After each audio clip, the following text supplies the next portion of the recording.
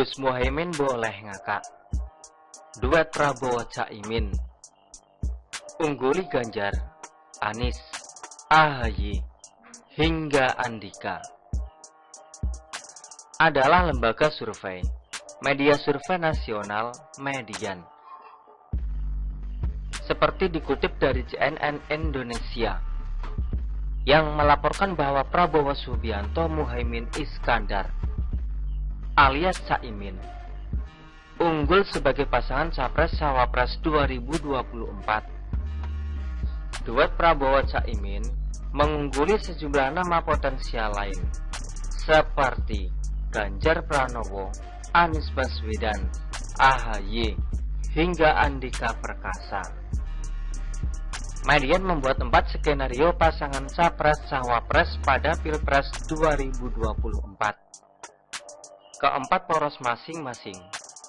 Poros pertama adalah PDIP dengan Capres Puan Maharani yang dipasangkan dengan beberapa nama antara lain Andika Perkasa, Ridwan Kamil, Ganjar Pranowo, hingga Sandiaga Uno. Poros kedua adalah Partai Golkar, PAN, P3 dengan Ganjar yang dipasangkan nama dari KIP. Poros ketiga Partai Nasdem, PKS dengan pasangan Anies AHY.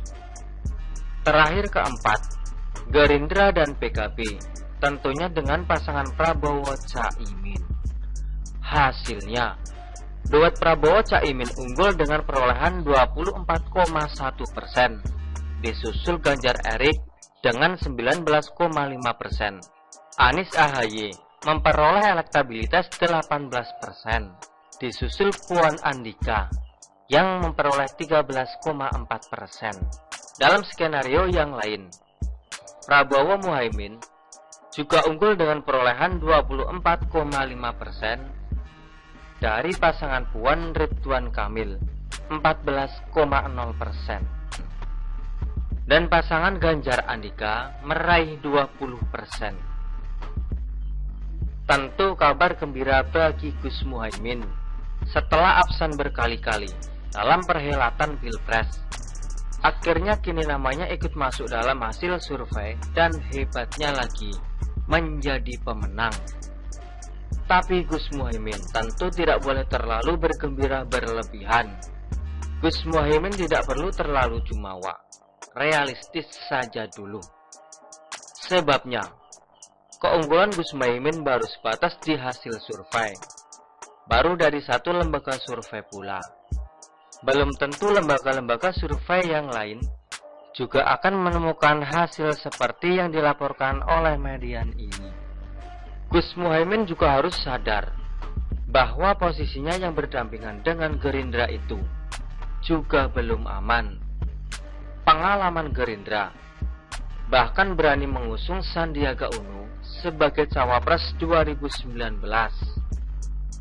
Padahal nama tersebut sama sekali tidak pernah disebut-sebut sebelumnya. Jadi, Gus Muhaimin harus waspada, karena langkah Gerindra terkadang memang tidak terprediksi. Belum lagi faktor PDIP yang sama sekali belum bergerak. Langkah PDIP ke depan berpotensi mengacak-acak peta kekuatan berbagai koalisi yang sementara ini seakan sudah terbentuk. Lagian, Gus Muhaimin juga harus sadar bahwa keunggulan Gus Muhaimin itu karena bisa-bisanya lembaga survei saja.